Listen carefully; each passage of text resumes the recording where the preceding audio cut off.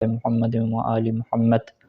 اما بعد وفقنا اللہ و ایاکم للعلم والعمل الصالحین انشاءاللہ تعالی۔ ایک مرتبہ درود پڑھیں گے سارے مل کے۔ اللہم صلی علی گفتگو ہماری جاری تھی کہ امام زمانہ علیہ السلام نے شیخ مفید علیہ الرحمہ کو ایک مکتوب، ایک خط بھجوایا، اور اس کے اندر اس زمانے کے مطابق جو تعلیمات تھیں ان کو ارشاد فرمائیں، اور ان کی ذمہ داری یہ لگائی کہ وہ ان تعلیمات کے مطابق عمل کریں اور اپنے شیعوں تک پہنچائیں۔ ہماری گفتگو یہاں پہ پہنچی تھی کہ جب امام علیہ السلام نے یہ حکم دے دیا کہ تمہاری سب کی یہ ذمہ داری ہے کہ تم تقوی اختیار کرو گے اور ہماری مدد کرو گے، اور یہاں پہ مصنفین نے یہ بیان فرمایا تھا کہ ہر امام نے جو ہے وہ اپنی مدد کے لیے مومنین کو جو ہے وہ تقوی اختیار کرنے کی دعوت دی ہے۔ تو اسی سے یہ بات بھی واضح ہو گئی کہ امام کی غیبت میں جو ہماری سب سے بڑی ذمہ داری یہ ہے کہ اپنے آپ کو متقی بنانا اور تقوی کی راہ پہ چلانا۔ اس کے بعد پھر امام علیہ السلام نے ایک فتنہ کی طرف اشارہ کیا کہ تم نے جو ہے وہ ہماری مدد کرنی ہے اس فتنہ سے نکلنے کے لیے کہ جو تمہارے اوپر آنے والا ہے، اور اس فتنہ کے متعلق یہ فرمایا کہ یہلک فیہا من حم اجلہ ویحم عنہا من ادرک عملہ، کہ اس فتنہ میں وہ بندہ ہلاک ہو جائے گا کہ جس کی موت اور جس کی جو مدت ہے وہ ختم ہو چکی ہے اور اس کی موت اب مقدر ہو چکی ہے، اور اللہ اس فتنہ میں اسی کو محفوظ رکھے گا کہ جو اپنی مدت کے باقی رہنے کو درک کر لے گا اور اس کے لیے تقدیر میں جو ہے وہ باقی رکھنا لکھا ہوگا۔ یعنی ایک ایسا فتنہ ہے کہ جس میں بہت سارے شیعوں کی جان چلی جائے گی اور بہت سارے لوگ ہماری تعلیمات کے مطابق نہ چلنے کی وجہ سے اس فتنہ میں کیا ہلاک ہو جائیں گے۔ وہی امارۃ لعضوف حرکتنا، الامارہ کا مطلب مصنف لکھتے ہیں کہ علامت کے ہوتا ہے، اور عضوف جو ہے وہ حمزہ کے ضمہ کے ساتھ ہے جس کا مطلب ہے قریب ہونا، یعنی یہ فتنہ جو ہے وہ نشانی ہے، علامت ہے کہ ہماری حرکت جو ہے وہ قریب ہے۔ تو مصنف یہ کہتے ہیں کہ اس سے مراد جو ہے وہ اس حرکت کے قریب ہونے سے مراد یہ نہیں ہے کہ ظہور امام کا قریب ہے، بلکہ اس سے یہ مراد ہے کہ ابھی جس جگہ سے ہم آپ کو یہ خط بھجوا رہے ہیں تو اس فتنہ کی وجہ سے ہم اپنی اس جگہ سے مزید جو ہے وہ حرکت کریں گے اور ایک اور مقام پہ ہم جائیں گے اور وہاں پہ ہم اپنے معاملات کو جو ہے وہ چلائیں گے۔ اور مصنف نے یہاں پہ لکھا کہ یہ جو خط ہے وہ شیخ مفید علیہ الرحمہ کی طرف جو ہے وہ پہنچا تھا، اور اس بندے نے جس بندے نے پہنچایا تھا جس کا نام مجہول ہے، تو اس نے یہ کہا تھا کہ یہ جو ہے وہ حجاز کے علاقے جو ہیں اس کی طرف سے جو ہے وہ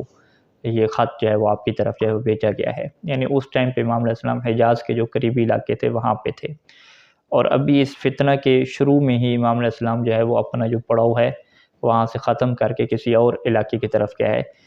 جانے کی بات کر رہے ہیں یہاں پہ۔ وَمُبَاسَتِكُمْ بِأَمْرِنَا وَنَهْيِنَا، یہ لفظ مباستکم کے متعلق مصنف نے کہا کہ مختلف نسخوں میں مختلف الفاظ آئے ہیں، اس میں مباینت کا بھی لفظ موجود ہے، لیکن جو اصل لفظ ہے وہ یہی درست ہے جو یہاں پہ انہوں نے لکھا مباستکم۔ تباس القوم علی السرارہ استعمال کی جاتا ہے کہ جب قوم ایک دوسرے کے رازوں کو جو ہے وہ کھول دے اور بیان کرنے لگ جائے، اور یہاں پہ اس جملے کا یہ مطلب ہے کہ تم میں سے ہر ایک جو ہے وہ ہمارے امر اور ہمارے نہی کو جو ہے وہ ایک دوسرے کو بتلائے گا اور آگاہ کرے گا کہ یہ امام کا حکم ہے، یہ امام نے اس چیز سے منع کیا ہے۔ تو اس فتنہ کے وقت جو ہے وہ یہ حالات ہوں گے کہ تم نے جو ہے وہ ہمارے امر اور نواہی کو جو ہے وہ ایک دوسرے تک پہنچانا ہے، اور ایسے پہنچانا ہے کہ جیسے جو قوم ہے وہ اپنے رازوں کو جو ہے وہ ایک دوسرے تک جو ہے وہ پہنچایا کرتی ہے۔ اور اس کا ایک معنی یہ بھی ہو سکتا ہے، مصنف لکھتے ہیں کہ ہو سکتا ہے کہ امام علیہ السلام اس سے اشارہ کر رہے ہوں کہ عنقریب ہم آپ کو نئی تعلیمات اور نئی ہدایات بھی جو ہے وہ بھیجیں گے، اور ان ہدایات کے مطابق تم نے اس فتنہ میں جو ہے وہ اپنے آپ کو بچانا ہوگا اور ان کے مطابق عمل کرنا ہوگا۔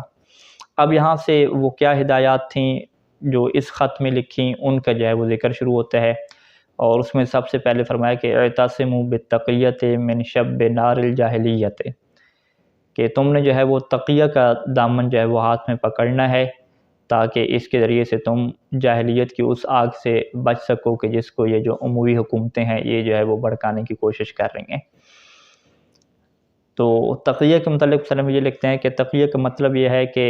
عقیدہ کو چھپا لینا وہ عقیدہ کہ جس کے اوپر جو لوگ ہیں وہ متفق نہ ہوں، لوگ اس عقیدہ کو ماننے والے نہ ہوں، تو اس عقیدہ کو کیا ہے چھپا لینا۔ وموافقتہم فی قول و فعل، اور اپنے قول میں، گفتگو میں اور اپنے افعال میں لوگوں کے ساتھ کیا ہے موافقت کرنا، اور ظاہری طور پہ جو ہے وہ حق کی مخالفت کرنا اور ان کے ساتھ رہنا، تاکہ جو ہے وہ ان کے شر سے جو ہے وہ خود کو بچایا جا سکے۔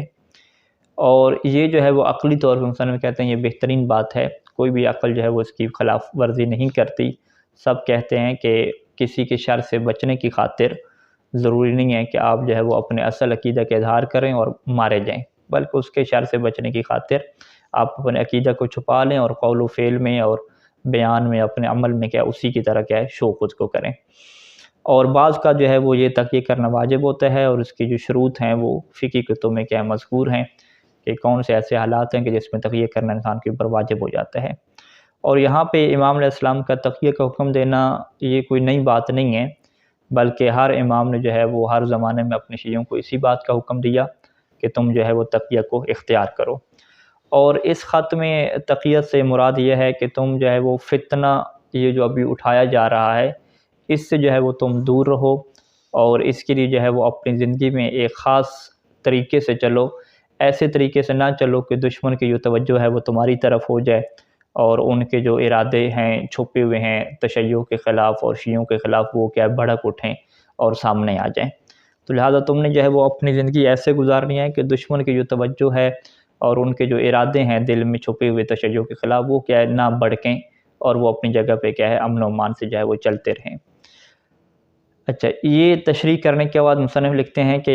یہ بہت افسوسناک میرے لیے صورتحال ہے کہ ان کلمات کا جو حقیقی مطلب ہے وہ میرے لیے کیا واضح نہیں ہو سکا کہ کون سے فتنے کی بات ہو رہی ہے اور اس سے کیسے بچنے کی جو ہے وہ امام حکم دے رہے ہیں، اور بالضبط اور حقیقی طور پہ جو ہے وہ اس کا کیا مطلب ہے وہ میں نہیں پہنچ سکا۔ لیکن ایک اندازہ یہ ہے کہ اس زمانے کی جو حکومتیں عباسی تھیں انہوں نے ایسی جو ہے وہ پلاننگ کر رکھی تھی کہ وہ چاہتے تھے کہ اس زمانے میں جو شیعوں کی تھوڑی تعداد تھی سب کو جو ہے وہ قتل کر دیں اور ایسے فتنے کو شروع کریں کہ سب کے اس کے خلاف کر دیں۔ اور یہ جو اس زمانے کے تھوڑے سے شیعہ تھے یہ القلب النابض، وہ دھڑکتا ہوا دل تھے امام علیہ السلام کی اس تحریک کو آگے چلانے کے لیے۔ تو اس وجہ سے جو ہے امام نے یہ فرمایا کہ شیعہ جو ہے وہ اپنی کیا کریں حفاظت کریں۔ تو لہٰذا جو ہے وہ اس زمانے میں اگر شیعہ یوں کرتے کہ وہ اپنے تشخص کو واضح کرتے کہ ہم شیعہ ہیں، ہم امام زمانہ کے ماننے والے ہیں، اور پھر اس زمانے کی جو غیر شرعی حکومتیں ہیں ان کو چیلنج بھی کر دیتے، تو اس سے کیا ہوتا کہ جو ان کی چھوٹی سی تعداد ہے ان کو جو ہے وہ قتل کر دیا جاتا اور بہت بڑا جو ہے نقصان کیا ہے اس کا ہو جاتا۔ تو امام علیہ السلام نے جو ہے وہ یہاں پہ شیعوں کو خبردار کیا کہ یہ جو ایک تمہارے لیے پلاننگ کی جا رہی ہے حکومتوں کی طرف سے تمہیں چھپانے کے لیے، تمہیں جو ہے وہ ختم کرنے کے لیے، تو اس پلاننگ کو جو تم کامیاب نہ ہونے دو،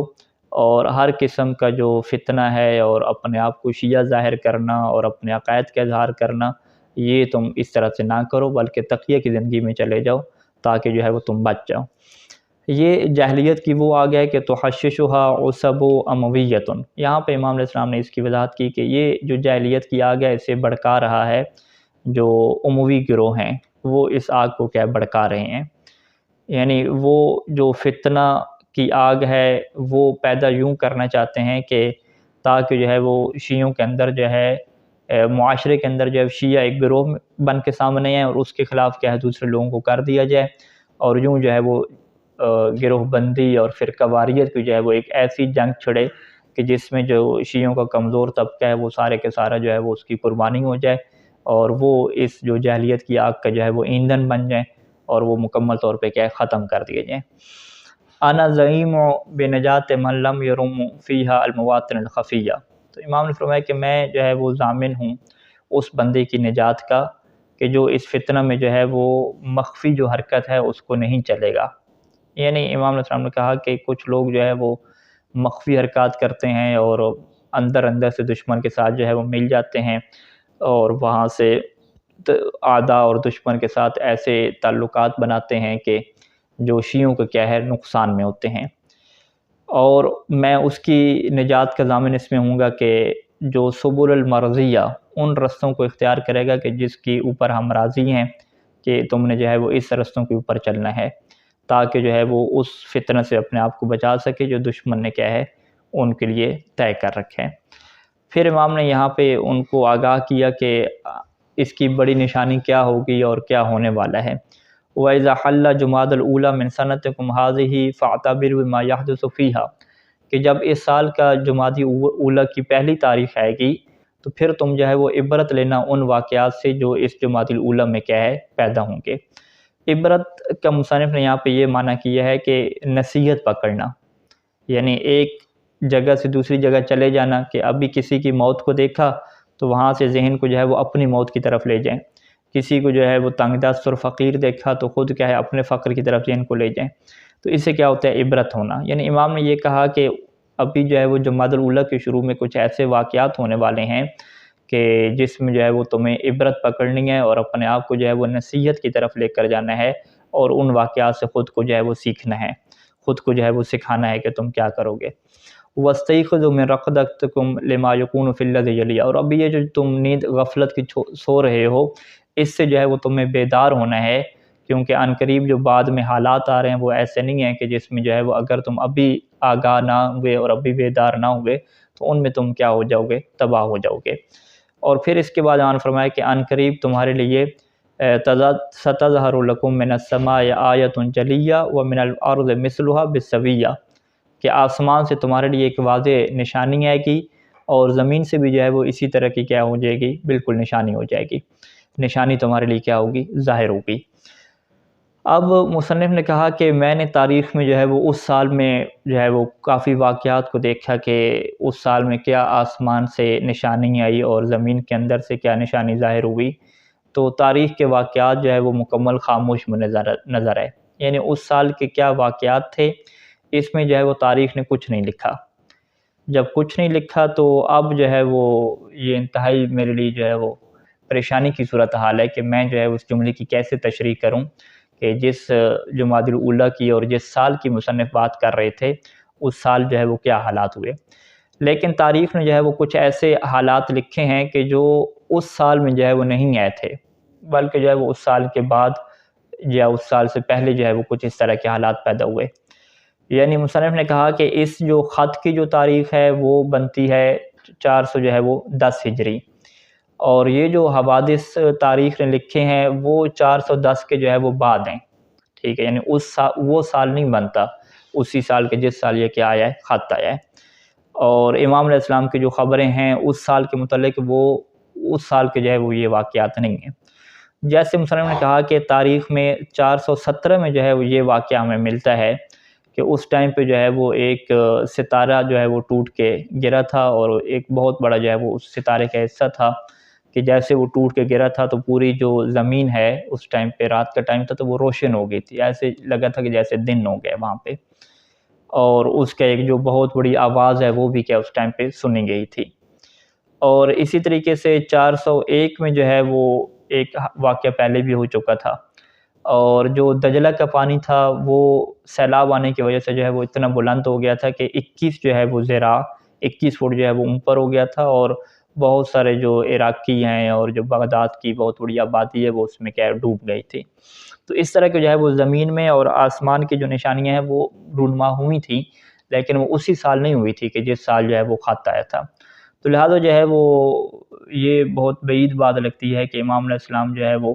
جمادی الاولیٰ میں اسی سال جو نشانیاں ظاہر ہو رہی ہیں وہ ان نشانیوں کو قرار دیں کہ جو 6-7 سال کیا ہے بعد میں آ رہی ہیں۔ تو بہرحال مصنف کہتے ہیں کہ ہمارے لیے یہ بات کیا واضح نہیں ہے، اور اس کی وجہ یہی ہے کہ تاریخ نے جو ہے وہ ان واقعات کو نقل نہیں کیا، یا اگر نقل کیا ہے تو وہ ہم تک کیا ہے نہیں پہنچ پائے، کیونکہ بہت کیا ایک لمبا عرصہ ہے اور ہر سال کے واقعات اس طرح سے پہنچے ہیں وہ ہم تک کیا ہے وہ نہیں ہے۔ تو یہاں کے اس کے بعد جو ہے پھر امام زمانہ علیہ السلام نے عراق کے متعلق اور اس کی حکومت کے متعلق جو ہے وہ خصوصی ہدایات دیں کہ اب عراق میں جو ہے وہ کون سے لوگ آئیں گے اور تم نے کیا وہاں سے کیسے بچنا ہے۔ تو انشاءاللہ اس کو پھر اگلے درس میں ہم ڈسکس کریں گے۔ صلی اللہ علی محمد و آلہ اجمعین۔